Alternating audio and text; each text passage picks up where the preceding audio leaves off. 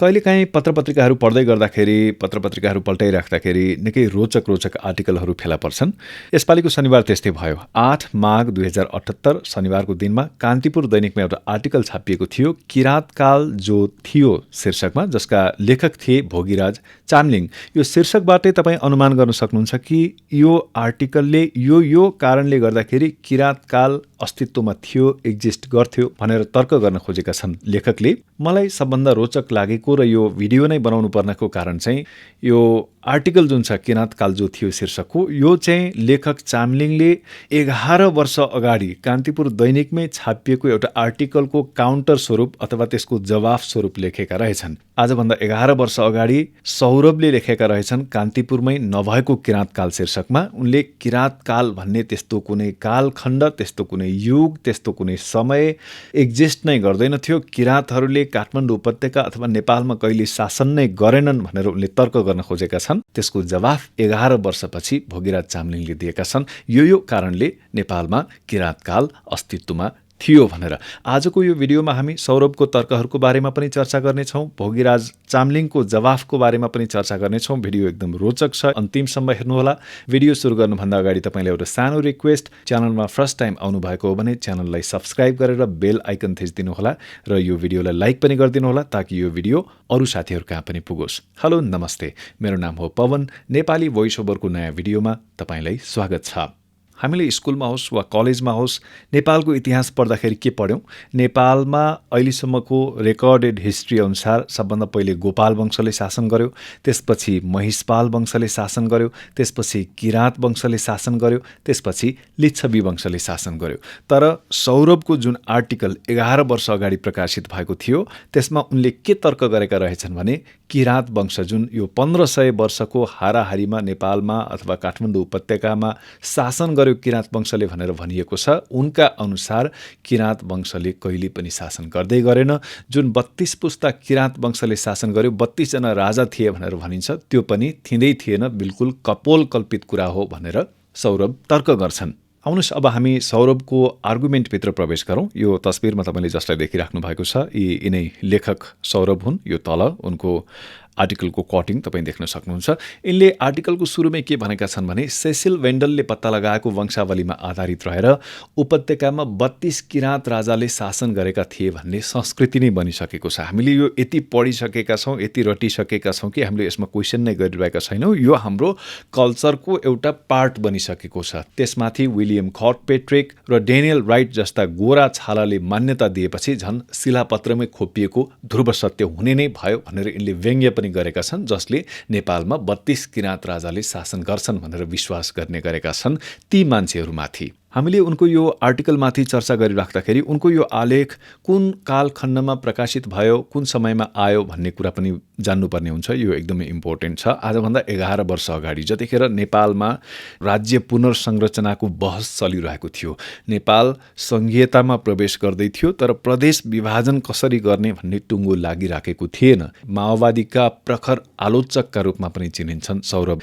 र माओवादीले त्यतिखेर जुन जातीय राज्यको कुरालाई बढावा दिइरहेको थियो, किराँत प्रदेशको कुरा हुँदै थियो, तामसालिङको कुरा हुँदै थियो, तमुवानको कुरा हुँदै थियो, थारूहटको कुरा हुँदै थियो, मधेस प्रदेशको कुरा हुँदै थियो, लिम्बुवान प्रदेशको कुरा हुँदै थियो। यस्तो सन्दर्भमा पहिचानको राजनीतिको रापताप चलिरहेको बेलामा यिनको यो आर्टिकलले एउटा विस्फोटक भूमिका निर्वाह गरेको थियो। त्यतिखेरको समयमा यिनको तर्क के थियो किराँत कालको सन्दर्भमा भने प्रथम किराँत राजा जसको नाम एलम्बर थियो भनेर भनिन्छ, यो नाम सौरभका अनुसार है, यो नाम मङ्गोलियाको ओर्दोस प्रदेशको हुण युद्धनायक बोलाम्बरबाट प्रभावित छ, जसले इस्वीको 374 देखि 400 सम्म शासन गर्यो। सौरभको तर्कलाई मान्ने हो भने एलम्बर भन्ने कोही थिँदै थिएन, बोलाम्बर थियो, तर यहाँ होइन ओर्दोसमा। ओके, एकैछिनलाई हामी मानौँ एलम्बर भन्ने थिएन, बोलाम्बर नै थियो। त्यसो भए अरू 32 वटा राजाहरू किराँतका जुन थिए, गोपाल राजवंशावली, अरू डकुमेन्टहरूले जुन राजाको नाम भनेका छन् ती के त? त्यसमा सौरभ के भन्छन् भने ती किराँत राजाहरूको भनिएको नामको सूची पनि कतै न कतै हुण युद्धनायक अथवा रोमन सम्राटहरूको नामसँग मिल्दोजुल्दो छ, प्रभावित छ। आफ्नो आर्टिकलमा सौरभले मिल्दाजुल्दा त्यस्ता नामहरूको लस्कर नै लगाइदिएका छन्। यो सबै नाम यहाँ पढेर सुनाउँदा त तपाईँलाई बोरिङ पनि हुनसक्छ। बरु तपाईँको सजिलोको लागि म के गरिदिन्छु भने यी दुवै आर्टिकलका लिङ्कहरू तल डिस्क्रिप्सनमा राखिदिन्छु। इच्छा हुने साथीहरूले पढ्न सक्नुहुन्छ। सौरभका अनुसार प्रथम किराँत राजा यलम्बरको नाम बोलाम्बरसँग मिल्छ। त्यसै गरी दोस्रो राजा पेलमको नाम बल्दिनसँग मिल्छ। तेस्रो राजा मोलम भनेको मङ्कुकसँग मिल्छ। अर्को राजा चमिम भनेको बैन्डासँग मिल्छ। धस्कङ भनेको डेन्जिसिकसँग मिल्छ। त्यसै गरी अर्का किराँत राजा जसको नाम बलम्ब थियो भनेर भनिन्छ, उनको नाम इलेकसँग मिल्छ। यसरी कसको नाम कोसँग मिल्छ भनेर संक्षिप्त व्याख्यासहित उनले 32 किराँत राजाहरू अस्तित्वमा थिएनन्, यी अरू नै कसैको विकृत नामहरू हुन् भनेर टिप्पणी गरेका छन्। यदि यी नाम त्यसरी प्रभावित भएका, अपभ्रंश भएका, विकृत भएर आएका नामहरू हुन् भने यी नामहरू काठमाडौँ उपत्यकामा कसरी आइपुगे त? कसले 32 किराँत राजाहरू फलानु फलानु फलानु फलानु थियो भनेर लिस्ट आउट गर्यो त? के का आधारमा नेपालका प्राचीन वंशावलीहरूमा किराँत राजाको नाम प्रकाशित भयो र किराँत काल थियो भनेर भनिन्छ त? यसको जवाफमा सौरभको तर्क के छ भने इस्वीको 5औं शताब्दीको 76 वर्षसम्म एउटा उपत्यकावासी सार्थबाहु, एउटा व्यापारी, सार्थबाहु भनेको व्यापारी। हुन त सौरभले यो जुन कहानी यहाँ हालेका छन् त्यसको ठोस आधार त देखिँदैन, तैपनि तपाईँ यो शब्दलाई ध्यान दिनुहोस्, सम्भवतः भन्ने एउटा अनुमानको कुरा उनले गरेका हुन्। उनका अनुसार के भने काठमाडौँमा एउटा व्यापारी थियो। सपोज यो चित्रमा देखिएको चाहिँ त्यो व्यापारी हो, एउटा सिम्बोलिक चित्र मैले यहाँ प्रयोग गरेको छु। यो व्यापारीले, सौरभको अनुमान अनुसार चाहिँ यो काठमाडौँको व्यापारीले हुणहरू र पश्चिम रोमनहरूबीच साम्राज्य विस्तारका निम्ति मध्य युरोपमा भइरहेको भिडन्तबारे साह्रै ठुलो अभिरुचि राखेर त्यसलाई लिपिबद्ध गरिरहेको थियो। यसको एकदम चासो थियो त्यो विषयमा। उसले यसको डकुमेन्टेसन गरिरहेको थियो, नाम टिपोट गर्ने, यहाँ यसो भयो त्यसो भयो भनेर लिपिबद्ध गर्ने काम गरिरहेको थियो। अझ सौरभ अर्को तर्कमा के भन्छन् भने यो व्यापारीले सम्भवतः गरम मसलाका फोनेसियन व्यापारीहरू, जो चाहिँ लेबनन र सिरियन व्यापारीहरूलाई भनिन्छ, ती व्यापारीहरूले मिथिलामा ओसारेका द्वन्द्व नायकहरूका अपभ्रंश नामहरूलाई रुचिपूर्वक सुनि पनि रहेको थियो। किनभने यो व्यापारी त व्यापार गर्थ्यो, त्यता पनि जान्थ्यो। सौरभ के भन्छन् भने सम्भवतः सिन्धुलीको बाटो हुँदै गागलफेदीमा आराम गर्दै धनुषासम्म ओहोर दोहोर गर्थ्यो। त्यस क्रममा उताबाट आएका व्यापारीहरू जो मिथिलामा आउँथे तिनीहरूबाट यसले कहानी सुन्थ्यो, तिनै कहानीहरूलाई टिपोट गरेर राख्दथ्यो। अनि व्यापार हो, सधैँ एकनासको त हुँदैन थियो, कहिलेकाहीँ आपूर्ति बितोलिन्थ्यो, व्यापार रोकिन्थ्यो। त्यस्तो बेलामा उसले सोध्थ्यो उताबाट आउने मान्छेहरूलाई, किन, कसरी रोकियो, के भयो त्यता भनेर सोध्ने क्रममा उसले युरोपमा चलिरहेको भिडन्तहरूबारे जानकारी पाइरहेको हुँदो। किनकि मेथी, सुप, धनिया, मुङ्ग्रेलो, ज्वानो, कालो जिरा त्यतैबाट आउँथ्यो। यसरी सौरभको तर्क के छ भने पटक पटक भनिँदै आइएको किराँत शासनको कथित 1701 वर्ष 5औं शताब्दीको 76 वर्षमा गएर टुङ्गिन्छ। 76 वर्षमा किन टुङ्गियो त? अब सम्भवतः यो व्यापारी मर्यो होला, केही भयो होला, उसले थप लिपिबद्ध गर्न सकेन होला, त्यसपछि त्यहाँ गएर टुङ्गियो यो किराँतकाल भन्ने कुरा भन्ने सौरभको तर्क छ। र सँगसँगै उनले अर्को बुदामा के पनि भनेका छन् यो आलेखमा भने इस्वीको 410 देखि 415 सम्मको हुण नायक थियो एउटा, जसको नाम थियो करान्तो। हो, त्यही करान्तो नै नवीन किराँत शब्दको सूत्रधार हो भन्ने यिनको दाबी छ। त्यस्तै उनले यो किराँतकाल छँदै थिएन भन्ने मात्र प्रश्न उठाए यो जुन किराँत लिपि भनेर भनिन्छ सिरिजङ्गा, त्यसमाथि पनि प्रश्न उठाएका छन्। स्रङचङ गम्पोले 7औं शताब्दीमा सम्भोटा लिपि भित्र्याएका थिए। उनकै नामको रूपान्तरण सिरिजङ्गा पनि 7औं शताब्दीमा कसरी आविष्कार भएको थियो? यो बुद्धको जीवनको 3टा पूर्णिमाको संयोग अथवा काकताली जस्तो कसरी पर्न सक्छ? स्रङचङ भनेको चाहिँ सिरिजङ्गा भन्न खोजेका होलान् भनेर उनले अनुमान गरेका छन्। यसरी उनले आफ्नो आर्टिकलमा किराँतकाल छँदै थिएन भनेर आफ्नो तर्क प्रस्तुत गरेका छन्। अब हामी लागौँ दोस्रो आलेखतर्फ। किराँतकाल जो थियो भनेर भोगीराज चामलिङको तर्कहरू पनि हेरौँ। यो माथिल्लो तस्बिरमा तपाईँले त्यही आर्टिकलको कटिङ देख्न सक्नुहुन्छ भने यो तलको तस्बिरमा लेखक भोगीराज चामलिङलाई देख्न सक्नुहुन्छ।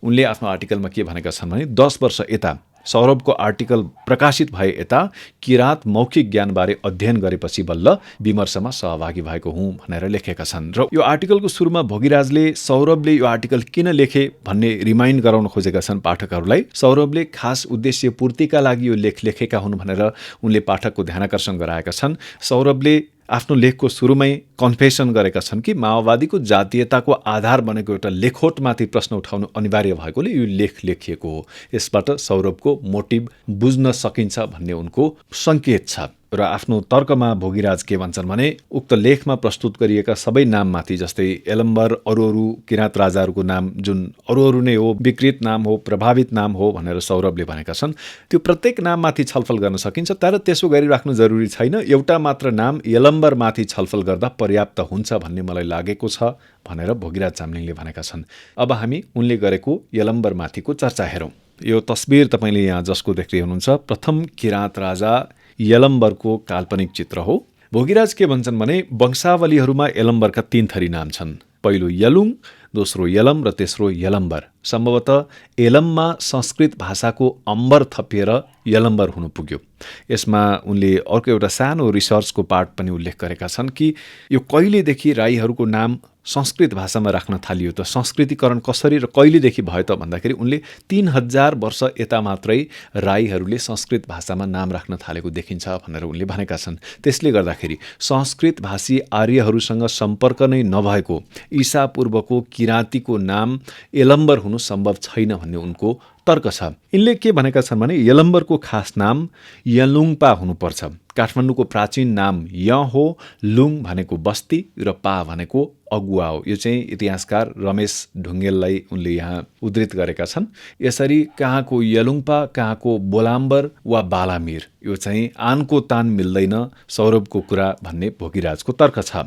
त्यस्तै भोगीराज चामलिङले आफ्नो आर्टिकलमा किराँती राजाहरूले 32 पुस्ता शासन गरे भन्नुपर्ने अर्धसत्य हो भनेर भनेका छन्, किनकि प्राचीन दस्तावेज गोपालराज वंशावली, भाषा वंशावली, पण्डित कोटा, वेङ्कटाचलम, पदमगिरी, खर्कप्याट्रिक, ड्यानियल राइट, सिल्वा लेवी, स्वामी प्रपन्नाचार्य, बालचन्द्र शर्माहरू, यिनका सबै दस्तावेजहरू राम्ररी केलाउने हो भने किराँती राजाहरूका 6 दर्जन नाम भेटिन्छन्। ती नामहरू पनि पश्चिम रोमन सम्राट र हुण नायककै नामका विकृत टिपोट हुन् त भन्ने भोगीराजको प्रश्न छ।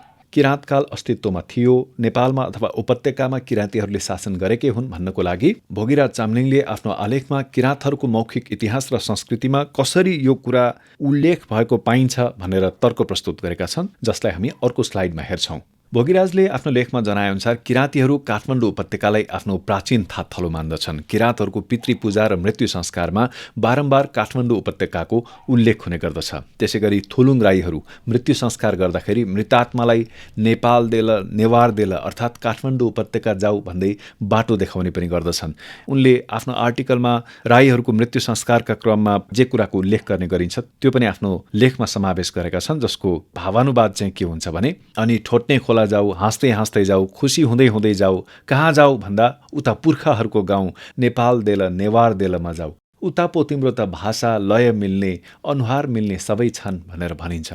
त्यस्तै उनले लिम्बू मुन्धुममा आदिम बजु नेपाल उपत्यकामा गएर बसेको वर्णन पाइन्छ भनेर लेखेका छन्। त्यसमा यस्तो भनिन्छ भनेर उनले एउटा लिम्बू भाषाको वाक्यांश प्रयोग गरेका छन्, जसको भावानुवाद के हुँदो रहेछ भने उहिले नै तिमी नेपालमा गयौ बस्यौ र नै तिमीलाई सबैले महारानी भने भनेर भनिँदो रहेछ। त्यस्तै याम्फू मिन्दुममा के भनिएको रहेछ भने सप्तकोशी स्थित बराहा चतरा क्षेत्रबाट किराँत राईका 4 पुर्खाहरू अलग अलग क्षेत्रमा बाँडिए। त्यस क्रममा काइला भाइ चाहिँ नेपाल पुगेर नेपाहाङ राजा भयो भनेर भनिएको रहेछ। यहाँनिर भोगीराजले भन्न के खोजेका छन् भने किराँतहरू जो पूर्वबाट आए, उपत्यकामा शासन गरे र पछि यहाँबाट लिच्छवीहरूसँग पराजित भएपछि फेरि पूर्वतिरै लागे। उपत्यकामा किराँतहरूको शासन थियो भन्ने पुष्टि गर्नको लागि उनले उपत्यकाका केही किम्वदन्तीहरूलाई पनि उल्लेख गरेका छन्। नेवारी किम्वदन्ती अनुसार नेपाल काठमाडौँ खाल्डो जङ्गलको अवस्थामा हुँदा किराँती सिकारीहरू प्रवेश गरे। तिनै मध्येका यलम्बरले वङ्ग टोलमा राजघर अथवा दरबार बनाएर बसे र ठूलो पुरुषार्थ देखाए। त्यस्तै टेकु स्थित पचली भैरव सम्बन्धी मौखिक इतिहास पनि कम रोचक छैन, जसले फर्पिङका किराँत राजा पचली भैरव सानेपाकी नै नामकी कन्याप्रति मोहित भएको कहानी भन्छ। यो पचली भैरव भनेकै किराँत राजाको नाम रहेछ भन्ने बुझियो। त्यसैगरी लेखक भोगीराज चामलिङका अनुसार भैरव नाच नाच्ने गथुहरू अन्तिम किराँत राजा गस्तीका सन्तान हुन्। त्यसैगरी अर्को तर्कमा उनी भन्छन् हालको बलम्बु भन्ने जुन ठाउँ छ नि काठमाडौँमा, त्यो किराँत राजा बलम्बाको नामबाट रहन गएको हो। अर्को तर्कमा भोगीराज भन्छन् किराँत राजा भितले केटाकेटीको रक्षाका लागि अजिमाको मन्दिर बनाए, त्यसैले मन्दिरको नाम पछि हारती अजिमा रहन गयो। र उनले आफ्नो आर्टिकललाई कन्क्लुड गर्ने क्रममा के भनेका छन् भने लिच्छवीहरूसँगको सङ्घर्षको प्रष्ट सङ्केत भेटिन्छ र लिच्छवीहरूसँग पराजित भइसकेपछि किराँतहरू पूर्वतर्फ लागे र सौरभको आर्टिकलमा विमति जनाउँदै भोगीराज के भन्छन् भने एउटा व्यापारीले गरेको टिपोटमा के त्यत्रो ताकत हुन्छ? कुनै व्यापारीले टिपोट गरेकै भरमा त्यो किराँत र नेवार समुदायको सांस्कृतिक पुँजी बन्न सक्छ?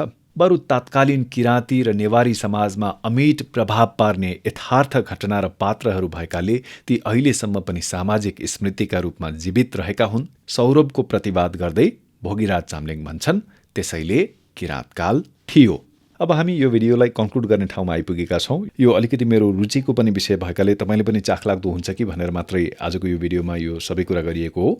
यो जुन आर्टिकल छ नभएको किराँतकाल शीर्षकको, यसमा मेरो विचारमा सौरभले तर्क मात्रै गरेका छन्, ठोस आधार अथवा रेफरेन्स दिएका छैनन्। तर भोगीराज चामलिङको आर्टिकलमा मिथक, किम्वदन्ती अनि मौखिक इतिहासलाई पनि आधार बनाइएको छ। सांस्कृतिक अवशेषहरूलाई मिथसँग जोड्ने कोसिस गरिएको छ। त्यसले गर्दा मेहनत त परेको देखिन्छ। अब प्रमाण एभिडेन्सहरूको कुरा गर्दाखेरि सर्लक्क परेको कुनै सामग्री अथवा आधार भेट्न त गाह्रै हुन्छ, त्यत्रो ठुलो कालखण्ड पूर्वको कुरा गर्दाखेरि। र यहाँनिर अर्को महत्त्वपूर्ण कुरा, भोगीराज चामलिङले सौरभको लेखको उद्देश्यमाथि शङ्का गरेका छन्। यहाँ उनले सङ्केतमा मात्रै भनेका छन्, त्यस्तो शब्द नै प्रयुक्त गरेका त छैनन्। तर यसको के अर्थ लगाउन सकिन्छ भने सौरभको लेखको उद्देश्य हाम्रो इतिहासलाई समुन्नत बनाउने, त्यसमा अर्को ज्ञान थप्ने किसिमले होइन कि त्यतिखेर उनी माओवादी आन्दोलनको त सदैव विरुद्धमा थिए। जुन जातीय राज्यको कुरा उठेको थियो, जातीय राज्यको माग गर्नेहरूलाई डिमोरलाइज गर्नको लागि, भाइ हो तिमीहरू त नचाहिने कुराको पछाडि पो लागेका छौ त भनेर उनीहरूलाई अलिकति हतोत्साही गर्नको लागि मात्रै लेखिएको हो कि भनेर भोगीराज चामलिङले शङ्का गर्न खोजे जस्तो मलाई लाग्दछ। खैर, यो एउटा विमर्श हो। यस्तै यस्तै बहसहरूले, अनुसन्धानहरूले, विमर्शहरूले इतिहासलाई, हाम्रा दस्तावेजहरूलाई समृद्ध बनाउँदै जाने हुन्। त्यसमा चाहिँ यो बहसले राम्रै गरेको छ भन्नुपर्छ र थप अनुसन्धान र विमर्श पनि हुँदै जानुपर्छ। हवस् त, आजको भिडियो यहीँ टुङ्ग्यौँ। आजको भिडियो कस्तो लाग्यो कमेन्टमा आफ्नो विचार जरुर लेख्नुहोला। भिडियोलाई लाइक गरिदिनुहोला, मन परेमा सेयर पनि गरिदिनुहोला। अर्को भिडियोमा फेरि भेटौँला। नमस्कार।